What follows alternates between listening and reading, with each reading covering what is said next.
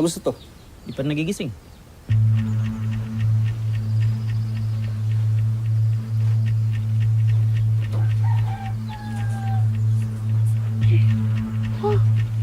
Sino kayo? Nasaan ako? Anong gagawin niyo sa akin? Anong kailangan niyo? Diamond, tanong.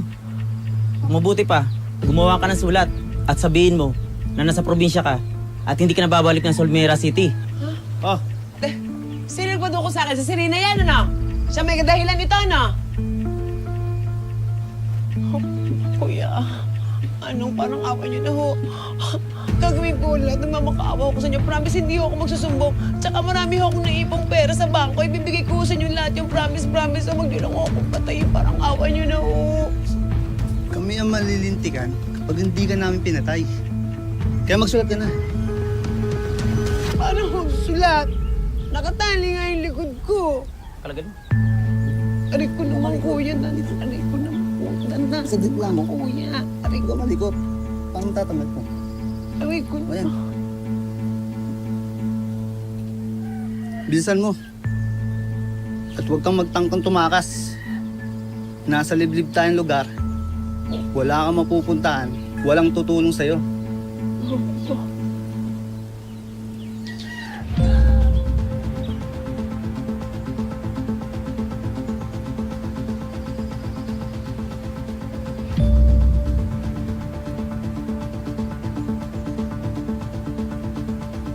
Ikaw muna dito, Francis.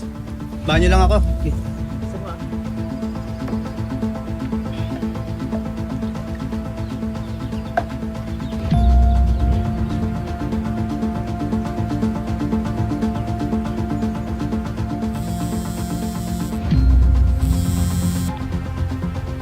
Hello.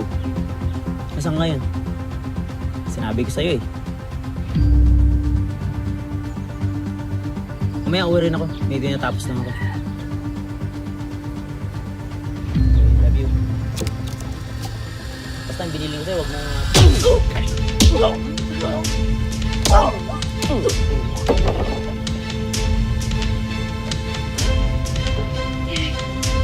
Bilisan mo.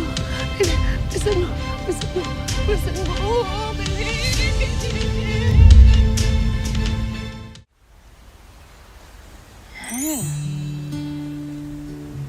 Tingin nga. Perfect! Grabe, ready na ang anak ko sa Brighton Bay Ball. Alam mo, manang-mana talaga ang beauty mo kay Mama Bebe, no? No, Tay? Siyempre naman po. Napakaganda ng apo ko. Nalasabi na. Isa na lang kulang. Ano? Okay naman ah. Siyempre yung gown, Tay! Kasi na ba kasi si Charmaine? Ang tagal-tagal naman. Eto na! Charmaine! Ayan na. Siyempre, natagalan ako kasi sinikipang ko pa yung likod dahil ang liit ang baywang nito eh. Kasing liit ang pag-red ko niya. Talaga? Thank you po. Naku, saktong-sakto po kasi fairy tale fantasy po yung theme ng ball namin this year. Tapos, kayo naman po ang fairy godmother. Oh, fairy godmother! Fairy godmother ba? Ito, fairy godmother. Bagay kita tayo. Oh, group hug. Group hug, group hug. Group hug bago magbonggi. Ganda. Anong gusto mo? Lugay or nakatali? Mamaya pag-ayos natin. Oo. Oh, welcome! Welcome po sa Grand Vista Resort. Tuloy po kayo.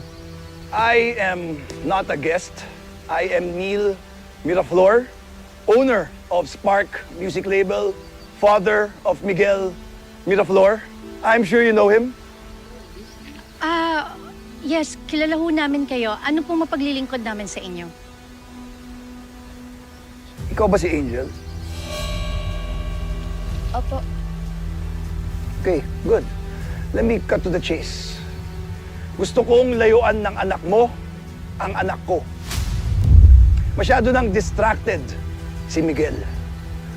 Angel, ano bang totoong pakay mo sa anak ko? Is it the money? You wanna get famous? Let's face it, baka naman ginagamit nyo lang anak ko para sumikat tong negosyo ninyo. Anong pinagsasabi mo dyan? Alam mo ikaw, hindi ka pwede basta-basta pumunta dito at sumugod at pagbintangan yung anak ko ng kung ano-ano. Ganyan ka ba talaga sa lahat ng mga kaibigan ng anak mo? Sinisindak mo? Eh, kawawa naman si Miguel kung ganon. Kaya pala siguro mas gusto niya kasama yung mga kaibigan niya kesa sa'yo. How dare you talk to me that way? Angel, stay away from my son.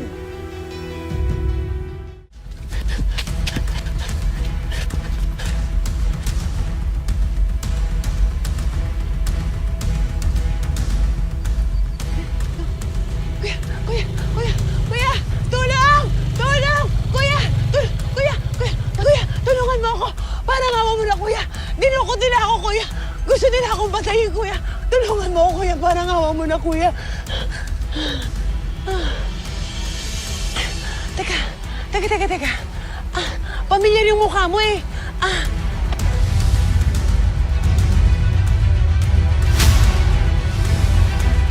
Alfred Balastas?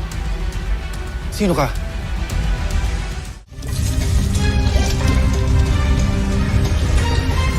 Hoy! Anong pinagawa niyo dito? Bakit ka nandito? Ano ginagawa niyo? Si Beverly, nasaan? Ano sila tumahan niyo na? Bilisan natin! Dali! Bakit niyo naman nakapanin? Bilisan natin! Beverly!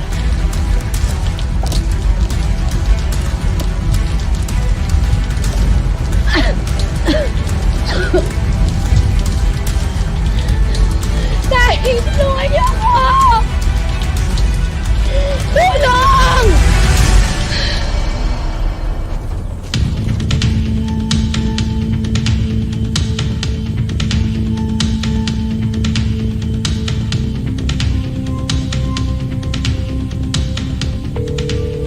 Hello, Miss Irina. Hindi mo namin sinasadya. Nakulong sa naglilib na bahay yung kapatid niyo.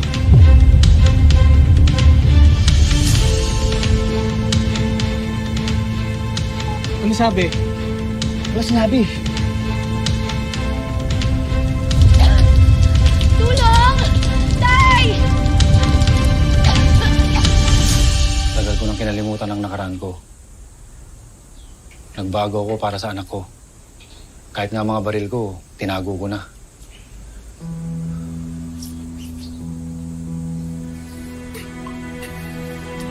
Ay, teka muna, kuya.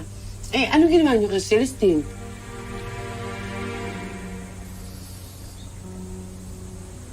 Nakonsensya si Tisoy pagkatapos namin makuha yung bata. Namatayan kasi siya ng anak. Kaya hindi niya kayang mapahamak yung batang kinidnap namin. Ayun, tinakas ni Tisoy yung bata. Plano niya sana magbagong buhay. At kahit na kapag binalik pa niya yung bata, alam niya na makukulong siya. Nasaan na ngayon sa Celestine? Kaya hindi siya pinaampon. Nung magkasakit si Tisoy, ipinagkatiwala niya yung bata sa nobya niyang si Beverly Di Makulangan. Ang alam niya, aampunin to ni Beverly. Pero hindi niya alam, yun ang batang dinukot niya noon. Si Tisoy pa nga nagbigay ng pangalan, Angel. Kasi naniniwala siyang siya yung magiging angel sana ng buhay niya.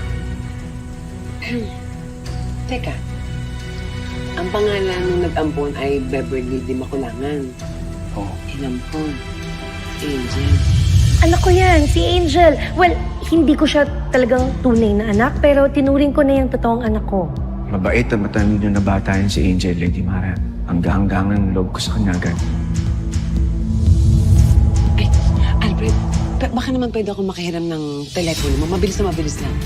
May titignan lang ako.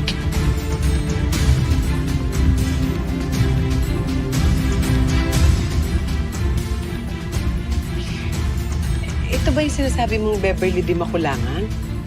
Siya. Siya si Beverly Di Makulangan. At Angel ang pinangalan ni Tisoy sa bata. Diyos ko. Matagal na palang kasama ni Sir Andico ang nawawala niyang anak. Si Celestine at si Angel ay isa lang. Si Celestine ang nawawalang anak ni Sir Enrico. At siya rin ang nawawalang prinsesa ng Monteverde. Kuya, yun yung mga umabra! Tago ka!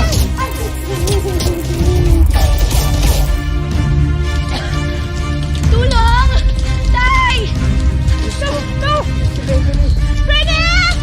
Tay! Tulungan mo ako, Tay! Kaya mo, andyan na ako! No! Wag ka pumasok lang! Tay! Hindi ko pwede iwanan ang anak ko ng ganyan! Beverly! Freddy! Hingi ako ng tulong! Freddy! Wag ka mag-alala! Sino na? Ang laki ng apoy! Dito na kayo! Lolo sabi! Freddy! Ito ay si Beverly! Huwag kayo papasok! Ay, bilisan mo! Freddy! Freddy!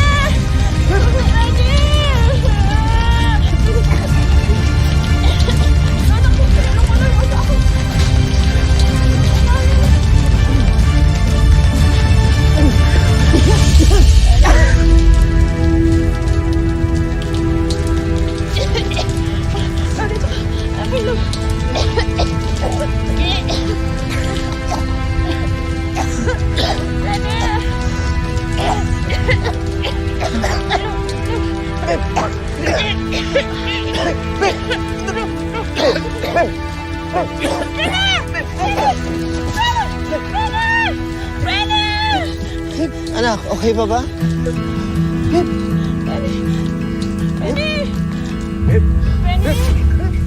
Oh, pare. Di ba asawa ni Miss Serena yun? Oo nga, no. Buhay siya. Kailangan malaman ni Miss Serena to.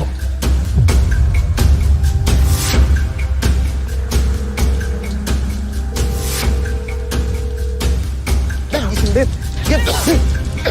Beb, gising, Beb! Beb! Beb! Beb! Beb!